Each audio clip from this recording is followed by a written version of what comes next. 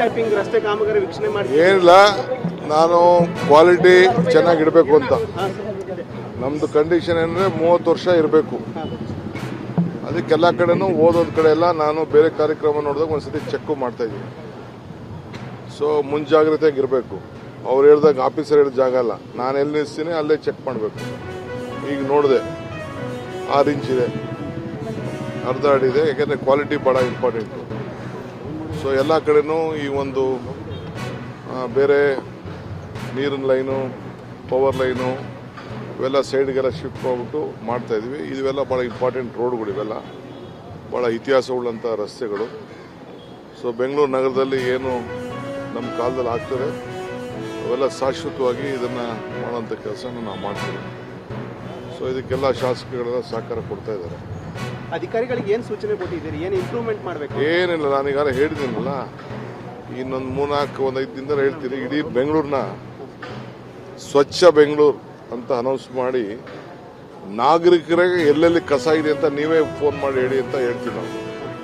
So ಹಾಗೆಲ್ಲ ಕೂಡ ಅದಕ್ಕೊಂದು ಪ್ಲಾನ್ ಆಫ್ ಆ್ಯಕ್ಷನ್ ಹೊಸ ಕಮಿಷನರ್ಗೆ ಹೇಳಿದ್ದೀನಿ ನಾನು, ಅದನ್ನು ಮಾಡ್ತಾರೆ. ಬೇರೆ ಬೇರೆ ಹೊಸ ಯೋಜನೆಗಳು ಈಗೆಲ್ಲ ಸ್ವಲ್ಪ ಈ ವಾರ ಗಲಾಟೆ ಮುಗಿಲಿ, ಈಗ ನಾವೇನು ಹೇಳಿದ್ರು ನೀವು ಜಾಸ್ತಿ ಬರೀತಾ ಇಲ್ಲ. ಸೊ ಅದಕ್ಕೆ ಇದಾಗಲಿ, ನಾನು ಕೆಲವೆಲ್ಲ ವಿಚಾರಗಳೆಲ್ಲ ತಿಳಿಸ್ತೀನಿ ನಿಮಗೆ.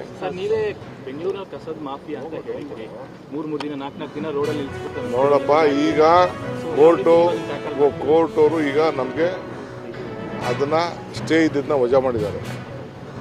ಸೊ ಏನು ಇದ್ದು ಅವ್ರು ಏನೇನೋ ಮಾಡ್ಕೊಂಡಿದ್ರು ಅದನ್ನ ವಜಾ ಮಾಡಿದ್ದಾರೆ, ಒಂದು ಅವಕಾಶ ಕೊಟ್ಟಿದ್ದಾರೆ. 4 ತಿಂಗಳೊಳಗಡೆ ಎಲ್ಲ ಟೆಂಡರ್ಗಳೆಲ್ಲ ಕರಿಬೇಕು ಅಂತ ಕರೆದು ಮಾಡ್ತೀವಿ. ಯಾರು ಒಂದೇ ಮನೇಲಿ ಕೂತ್ಕೊಂಡು ಎಲ್ಲ ಟೆಂಡರ್ ಹಾಕಿದ್ದು ಅದೆಲ್ಲ ನಮ್ಗೆ ದಾಖಲೆಗಳೆಲ್ಲ ಸಿಕ್ಕಿದೆ ಎಲ್ಲ. ಇನ್ನು ಅದೇನೋ ಬೇರೆ ಹೋಗಿ ಅಪೋಸಿಷನ್ ಪಾರ್ಟಿ ಕೆಲವ್ರ ಹತ್ರ ಹೋಗ್ಬಿಟ್ಟು ಎಲ್ಲ ದುಡ್ಡು ಕಂಪ್ಲೇಂಟ್ ಎಲ್ಲ ಮಾಡಿದ್ರು. ಈಗೂ ಎಲ್ಲ ಏನೇನೋ ಮಾಡ್ತಾ ಇದ್ದಾರೆ, ತಂತ್ರ ಎಲ್ಲ ಮಾಡ್ತಾ ಇದ್ದಾರೆ. ಇನ್ನು ಅವರ ಹೆಸರೇ ಕೂತಿಲ್ಲ. ನಾವು ಶುದ್ಧವಾದ ಆಡಳಿತವನ್ನು ಕೊಡ್ತೇವೆ, ಸ್ವಚ್ಛ ಬೆಂಗಳೂರು ನಿರ್ಮಾಣ ಮಾಡ್ತೇವೆ.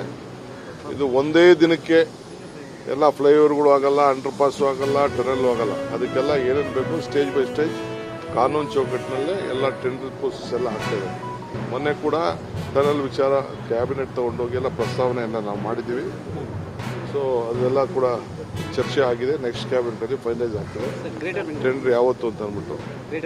ಗ್ರೇಟರ್ ಬೆಂಗಳೂರಿಗೆ ನಿಮ್ಗೆ ಗೊತ್ತಿಲ್ಲದೆ ನಾವು ಅನೌನ್ಸ್ ಮಾಡಲ್ಲ, ನಡೀರಿ.